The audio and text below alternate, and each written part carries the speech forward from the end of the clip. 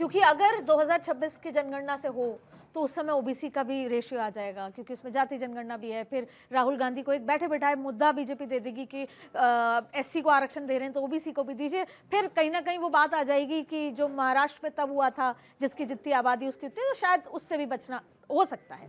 Sir अब एक बात बताइए, मैंने नैरेटिव की बात की, मैंने ये देखा कि ममता दीदी पिछली बार बीजेपी भी एग्रेसिव थी और प्रशांत किशोर के कहने पे एक बाहरी वर्सेस बंगाल का एक मुद्दा आया जो कि बीजेपी को बहुत नुकसान किया, जबकि मेहनत बीजेपी ने पिछली बार भी की थी। लेकिन हर बार एग्रेसिवली रिप्लाई करना, कैलाश विजयवर्गीय वर्सेस ममता दीदी होना, बंगाल के लोगों ने कहा नहीं, भारी का नहीं। इस बार देखिए बीजेपी ग्राउंड पे हिडन एग्रेसिव है, वर्बल एग्रेसिव नहीं है।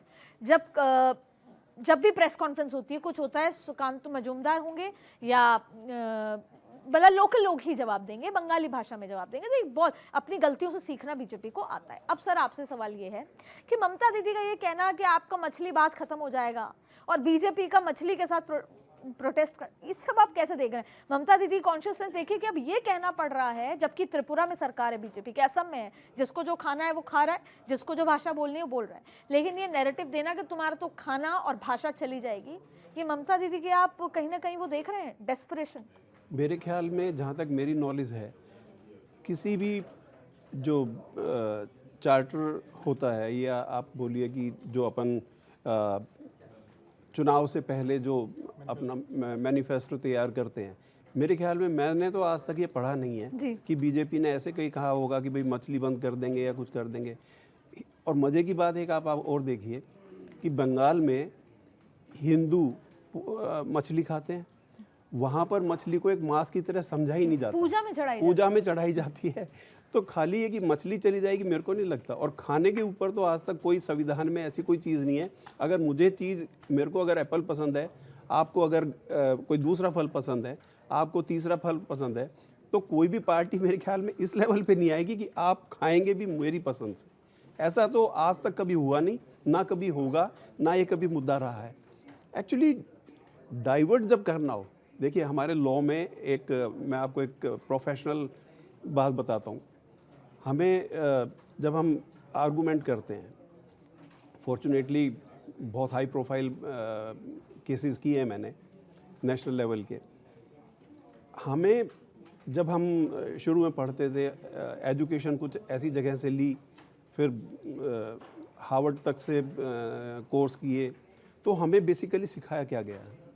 हमें ये बात सिखाई गई कि किसी भी आदमी का मोमेंटम ब्रेक कर दो।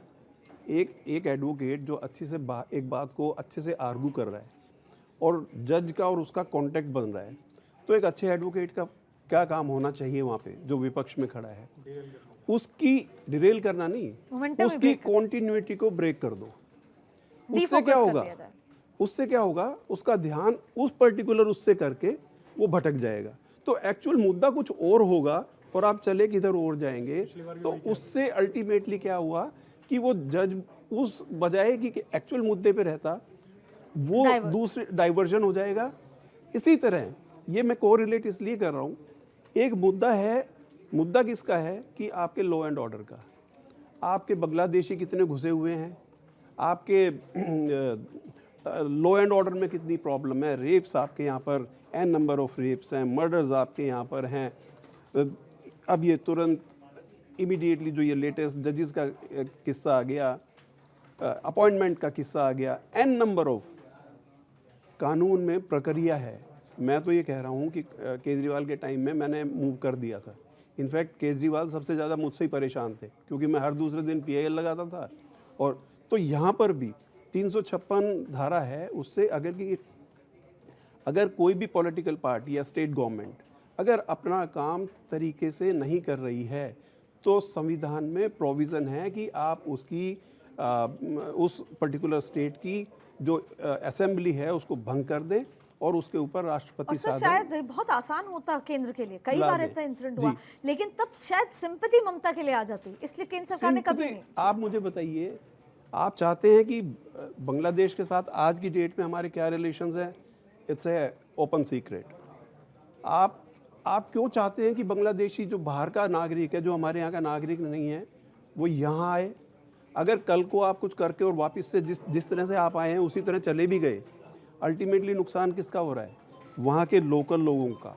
लोकल लोगों को अदरवाइज ऑल्सो सारा इम्पैक्ट आता है कंट्री के ऊपर। जो चीज़ यहाँ पर, अगर यहाँ पर 1 किलो चावल है और लेने वाले 20 हैं, तो ऑब्वियसली उसका रेट बढ़ेगा, क्योंकि डिमांड बढ़ेगी, डिमांड एंड सप्लाई है। तो बाहर के लोग आ रहे हैं, हमारे जो संसाधन हैं उनके ऊपर इफेक्ट आ रहा है, प्राइसेस बढ़ रहे हैं। तो आप क्यों नहीं चाहते कि जो लोग बाहर से आए हैं उनको आइडेंटिफाई करके वापस उनके वहाँ पर भेज दिया मैंने लिटरेसी रेट के बारे में देखा कि गाँव में लिटरेसी रेट, ये समझाना, जब तक कि आप उसको किसी सुरक्षा और इस सब से नहीं जोड़ेंगे। जैसे मैंने एक बहुत अच्छी चीज़ ऑब्जर्व करी कि इस बार बीजेपी ज़्यादा माइनॉरिटी तरह की बातें नहीं कर रही। शायद बीजेपी नहीं चाहती, दूसरे राज्यों में भले ही हो या ना हो सर, बंगाल में हो सकता है कि एंटी पोलराइजेशन हो जाए, किसी एक समुदाय का एकदम टाइट, तो वो बहुत ज़्यादा आपने बयान नहीं देखे होंगे। जबकि बीजेपी को लगता है, ऐसा मेरा मानना है जो ऑब्जर्व किया, कि जो बांग्लादेश में हुआ हिंदू माइनॉरिटी के साथ वो इनफ है समझाना। और दूसरा बड़ी बात है कि माइनॉरिटीज़ को भी समझ में आया कि दीदी ने कहा कि मैं वक्फ बोर्ड नहीं लागू होने दूंगी, हो गया, सीए नहीं लागू होने दूंगी, हो गया, साथ में आपको ये नहीं होने दूंगी SIR, हो गया, बांग्लादेशियों को नहीं जाने दूंगी, हो गया। तो कहीं ना कहीं अब उनको ये लग रहा होगा, या बीजेपी की इंटरनल स्ट्रैटेजी, कि मुस्लिम भी सोच रहे कि अगर दीदी को चौथी बार ले भी आए तो आगे क्या, सब कुछ तो केंद्र कर ही देती है। और अभिषेक बनर्जी पे इतना विश्वास नहीं, क्या लगता है? देखो, ये बहुत अच्छी बात आपने कही है कि बीजेपी ने जो हार्ड चीज़ लगती थी लेकिन वो जनता के हित में थी, उसको किया। चाहे CA है, चाहे NRC का सब्जेक्ट था, या यूं कहे बड़े स्तर पर धारा 370 हटाई है, या पश्चिम बंगाल में जो घुसपैठियाँ पूरे देश में है, ये बहुत बड़े मुद्दे थे, देश का बहुत भारी नुकसान था। मैं इसका एक उदाहरण आपको देना चाहूँगा। पश्चिम बंगाल के मेदिनीपुर डिस्ट्रिक्ट जो आपका है, वहाँ से एक व्यक्ति 30 साल से बिना परिचय के रह रहा था, जिसके पास कोई डॉक्यूमेंट नहीं थे। मेरे पास प्रमाण है इस बात पर का। वोट करता होगा और वो नहीं, वहाँ उसको केस दूसरा था, वो वोट दूसरे नाम से चोरी करता था। वो मुजफ्फरनगर के खतौली का निकला। जब उसकी ज़रूरत पड़ी, उसको डाटा चेक किया गया, भाई कहाँ है, डाटा लाओ, पुराना 30 साल पुराना या 20 साल पुराना। वो मुजफ्फरनगर वापस आया, खतौली के गाँव में। वहाँ आया तो वो खबरें बनी आप सबके सामने, मेरे सामने। उसका नाम शरीफ नाम था उसका, उस मुसलमान का। तो ये SIR तो बहुत अच्छा काम भी कर रही, वो तो बिछड़े हुए मिला दिए।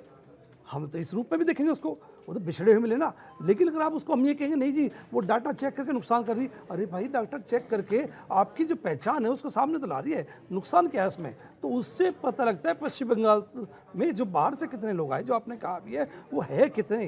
तो वो अगर बिहार का तो डेटा ही नहीं आ पाया था। एक बात है, एक इलेक्शन, मैं आपसे पूछूंगी इस सवाल को लेकर जब मैं आऊंगी आपके पास, कि एक इलेक्शन कमीशन को लेकर एक सवाल इन जनरल एजुकेटेड लोगों में भी आ गया है कि देना जवाब। जैसे वो बार बार ही बात होती है घुसपैठी, हम ये मान रहे हैं कि कोई मर गया, कुछ ट्रांसफर हो गया, उन सब के नाम है, बट अभी तक ये डेटा नहीं आया कि कितने बिहार में घुसपैठी थे जिनको बाहर किया है। नो डेटा ना, वो कहते हैं जिले के पास है, जिला कहता नहीं है।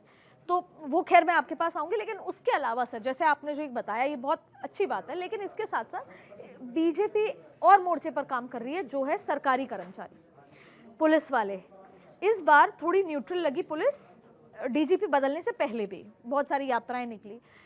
अमित शाह ने ये कहा, और अमित शाह ने इसलिए कहा क्योंकि वो जो कहते हैं वो करके दिखाते हैं। अमित शाह ने बहुत एक बात कही कि भैया मैं तो सीधे आके 7वां वेतन आयोग लगा दूंगा।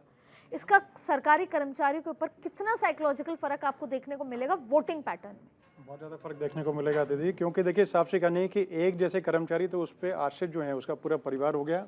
उसके अलावा देखिए जब और एक बहुत बड़ा उछाल आएगा सैलरी पूरे तरीके से। अब देखिए एक कर्मचारी है तो वो कर्मचारी अगर कहीं पर भी पोस्टेड है, वो देखिए वर्तमान जैसे कि आप हैं तो आप जिस जगह पे जैसे हैं और वहाँ पर जैसे कि मतलब एम्प्लॉयर अगर अच्छा अगर है, एम्प्लॉयर का मतलब इसमें भारत सरकार एम्प्लॉयर होगी, और वो अगर आपका पूरा ध्यान रखते हैं सब कुछ और आगे की आपकी सुरक्षित मतलब भविष्य की तरफ एक लेके आपको जा रही है, तो आप तारीफ करने, मैं भी तारीफ करने का काम करूँगा। तो उसमें इस तरीके से एक पॉजिटिव वो एटीट्यूड है, और साथ में जब वो व्यक्ति खुद में साथ में देख रहा है कि ठीक है मैं कर रहा हूँ तो मेरा ध्यान तो सरकार रख रही है, लेकिन जिस योजनाओं को लेकर के जैसे सरकार आई है और उसको इम्प्लीमेंटेशन करने में मेरा रोल है, तो वो अपने मन से करने का काम कर रहा है। जैसे पहले तरीके, जैसे कि पहले अगर बोला जाता था कि जैसे कि मतलब अब खैर किसी मतलब पर्टिकुलर में डिपार्टमेंट की बात नहीं कर रहा, 11-12 बजे आए, 4 बजे जो है अपना झोला उठा के वापस चले गए। अब क्या है, बायोमेट्रिक वाला सब तरीका, सुबह 9 बजे आना पड़ेगा, ऐसे आना पड़ेगा और उसका शाम को जाना पड़ेगा टाइम पे, ऐसे तो वो चीज़ें हैं। तो अपने तरीके से इससे बहुत ज़्यादा एक उछाल का और बहुत ज़्यादा फर्क और एक पॉजिटिव एटीट्यूड जो है वो बिल्डअप करने का काम, उसके साथ साथ में पूरे तरीके से एक नए तरीके से एक मतलब वाला इंफ्रास्ट्रक्चर, एक बेटर जो है मतलब एक सिस्टम सेटअप करने का एक राह जो है नई एक जैसे पेव करने का काम अच्छा किया दिनेश जी, आपने भी अभी तक जो बात करी उसमें सिर्फ ममता वर्सेस मोदी बात करी, राहुल जी के बारे में आप बात ही नहीं कर रहे। आप बंगाल में राहुल जी को मान ही नहीं रहे क्या? ये आपने मैसेज मतलब क्वेश्चन बहुत बढ़िया है, लेकिन इसमें मैसेज आप देखिए कि राहुल जी जो है वो सेंचुरी के आसपास मतलब फेलियर वाली जो सेंचुरी लगाने वाले हैं, तो उसमें देखिए कि कहीं ना कहीं जैसे कि जो ग्रैंड ओल्ड पार्टी सबसे बड़ी पार्टी थी जिसके बिना कहीं पर कुछ संभव नहीं था, वो एक तरह से कुछ जगह जैसे कि यूपी जैसी जगह पे और सिंगल डिजिट में आती है और उसमें आगे की राह जो है कुछ नजर आती नहीं। उसी तरीके से बंगाल की बात करें, बंगाल में पहले सर बंगाल से उनका एलओपी था सर कुछ समय पहले। हाँ, मैं वही बता रहा हूँ, अधीर रंजन चौधरी जो थे वो बेचारे इतने अधीर रहते थे, कुछ ना कुछ बोलने की कोशिश करते थे, उनको बोलने नहीं आता था। ममता जी उनको बिल्कुल दरकिनार करती थी, तो वो पार्टी के खिलाफ जैसे ममता जी खिलाफ कुछ बोलते थे तो पार्टी उनको नहीं पूछती थे। तो इस बार अधीर रंजन चौधरी फैक्टर कितना कारगर होगा सर? कोई खास नहीं, सिर्फ वोट तोड़ने का या वोट काटने का जो है ना वो सिर्फ वहां तक सीमित रहेंगे। कुछ चुनिंदा कुछ सीटों पे अलग हो, व्यक्ति बहुत अच्छे थे, बहुत बढ़िया तरीके से और जमीन पे काम करते थे और बहुत मतलब कांग्रेस तो ये दावा भी कर रही है इंटरनली और बीजेपी खुद मान रही है कि मालदा में कांग्रेस आएगी, पर कल के हालात के बाद आपको क्या लगता है? नहीं, मुझे नहीं लगता उस तरीके, क्योंकि जैसे सुप्रीम कोर्ट जैसे जस्टिस जो है चीफ जस्टिस जो है उन्होंने भी जैसे कि मतलब पूरी तरीके बताया कि सभी पार्टीज को इस टाइम पे इकट्ठे एकजुट होकर के मतलब बोलने का बात वाला काम करने का दीजिए, क्योंकि जुडिशरी वाली है जैसे सरकारी अधिकारी जो है उनकी तरफ जो वहाँ पर सुधार के लिए हैं SIR को रिविजन को लेकर के और जैसे कि जो उसमें प्रक्रिया चल रही है उसमें सुधार में अपना योगदान देने के लिए हैं, तो उस टाइम पे वहाँ की जो पार्टीज है उनको सपोर्ट करना चाहिए।